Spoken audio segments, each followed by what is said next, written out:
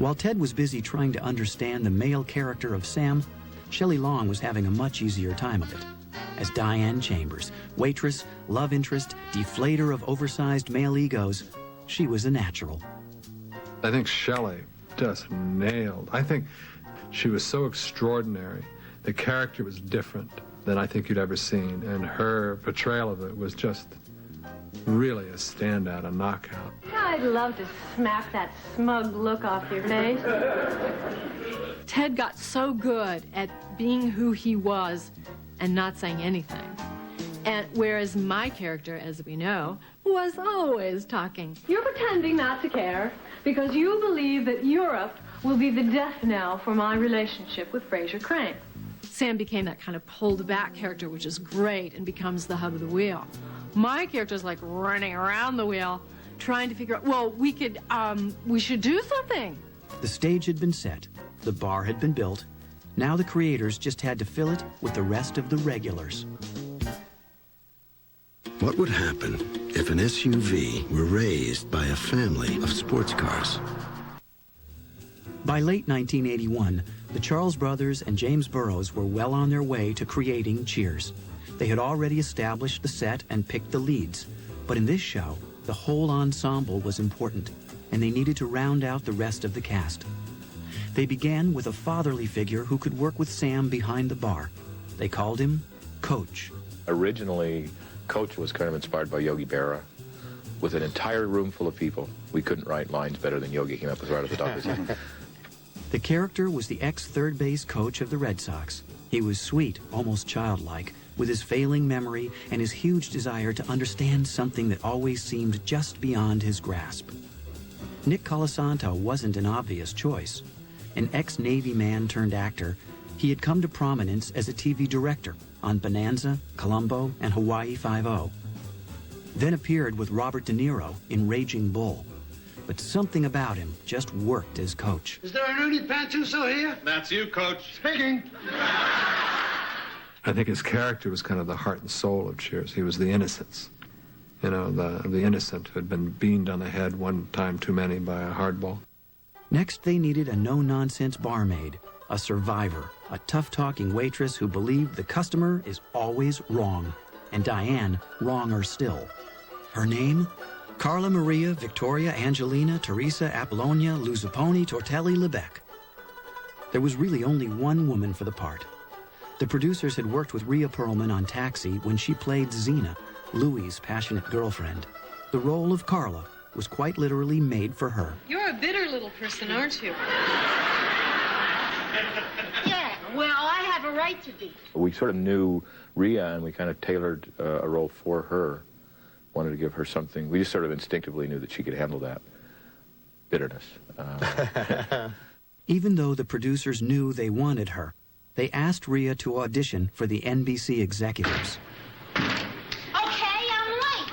My kid was throwing up all over the place. You don't buy that excuse, I'm quitting, because I don't work for a man who has no compassion for my children. Rhea Perlman went in there, and she did this scene where she battled with Shelley Long, and then she leaped up on top of Sam, Ted Danson, and he spun her around. It was just so physical. Jimmy Burrows looked at us and said, so, you know, and we were like, yeah, great. You know, I mean, if we hadn't said that, she would have kicked our ass. Every bar needed a beer-chugging barfly, and Norm Peterson was that man. Norm was an often out-of-work accountant who hung out at Cheers to avoid his wife.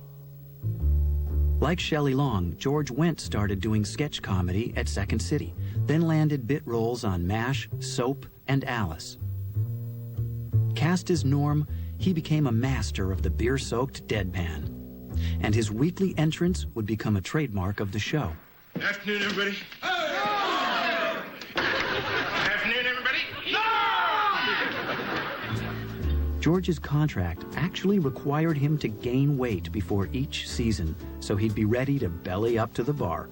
George Wendt is a large man, and you wouldn't expect this, but he's like a point guard. When we played basketball, which we did fanatically, he's a shooter, he's a point guard.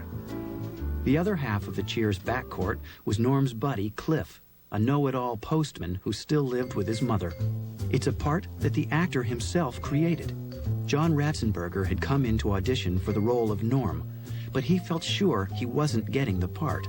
So on the way out of his audition, he started talking fast, trying to convince the producers that they needed an extra character. John said, "Do you have somebody that's a loudmouth? Starts the evening expostulating on every conceivable subject, the world's foremost authority. By the end of the evening, his fly is open, his shirt tail's out, and he's still going at it. He's too far involved with his rhetoric to even notice his problem." We said, "Yeah, we got that guy. Would you like to read?" So he said, let me show you," and he did. And so that character kind of came from John. Originally, Cliff was to be a security guard, but he was changed to a postman at the last minute, so he'd have easy access to a grab bag of periodicals, the sources of all his arcane and often completely false information. Speaking of sweat, here's a little known fact. Women have fewer sweat glands than men, but they're larger and more active. I'm amazed at how audacious Ratzenberger was. There's this really, not sick, but very strange human being, Cliff Clavin. Cliff and Norm would become TV's new odd couple, a pair of the most lovable, laughable regulars on television.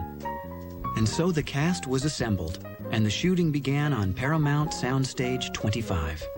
On September 30th, 1982, Cheers served up its first drink on NBC. Yes, I'll take a message.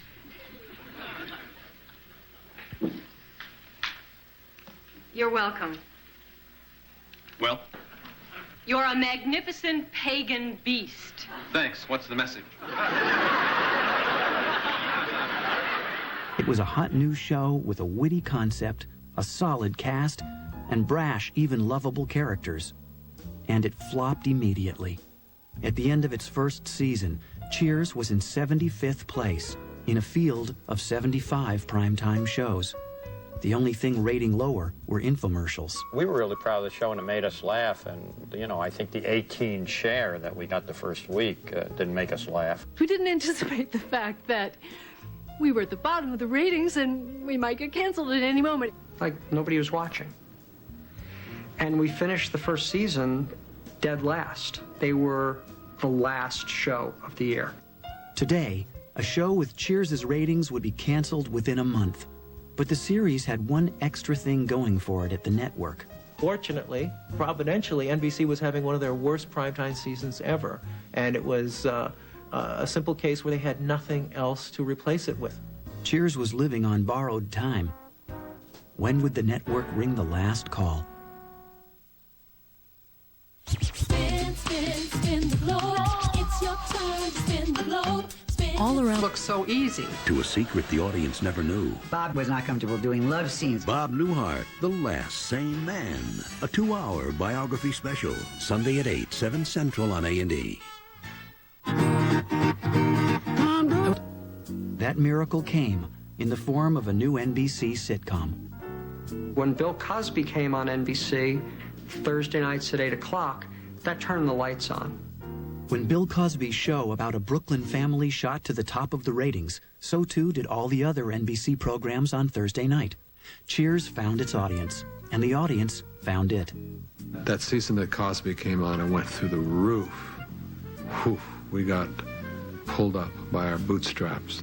Finally, everyone was beginning to talk about this little Boston bar and its motley cast of regulars.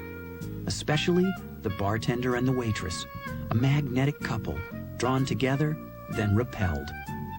It was Hepburn and Tracy, the same mating game, just a little looser, a little hotter. Ted and I felt like, okay, we had this great chemistry, and that emerged pretty fast. I don't know what worked on the first day. I don't think I was that conscious. I will say that in general, I think what worked well for Sam and Diane was that Shelley and I were opposites. You are the nuttiest, the stupidest, the phoniest fruitcake I ever met. There was a real powerful sexual tension between these two people. You stand alone on the most arrogant, self-centered son. Shut your fat mouth. Make me. Make you. It was like a fist fight. It was great. And that, to me, that's the fun part of acting, that it should be a fight. I'm gonna bounce you off every wall in this office. try it and you'll be walking funny tomorrow. You want to be able to haul off and knock the block off, and then, you know, get smashed and go, "Phew, good one." You know, I always wanted to pop you one. Maybe this is my lucky day, huh? You disgust me.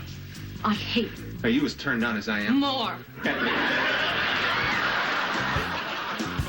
They were so hot, so fast, that people really tuned in to see their dynamic.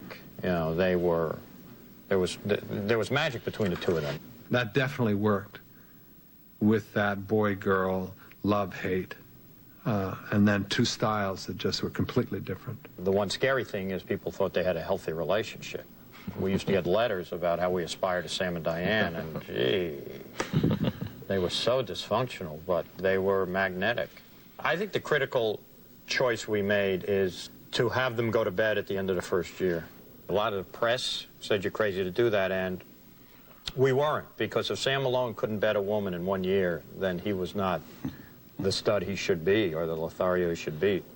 Over the seasons, Sam and Diane fought, flirted, made out, went to bed, broke up, and almost got married. The show rocketed to the top of the ratings. As the show began to mature, and as we went into second, third, fourth season, focus groups would say, no, we want them to, oh yeah, they're meant to be together, Sam and Diane, we want to see that. And then Charles Brothers would come back and go, so what we've decided is we're going to put this new relationship in. He's going to be a British guy, and he makes a whole lot of money, and Diane's going to fall madly in love, and we're going to drive these two people apart. And I go like, wait a second, but all those focus groups and everything, didn't they say they wanted to see him like this? And they go, yeah, that's why we're going to go this way.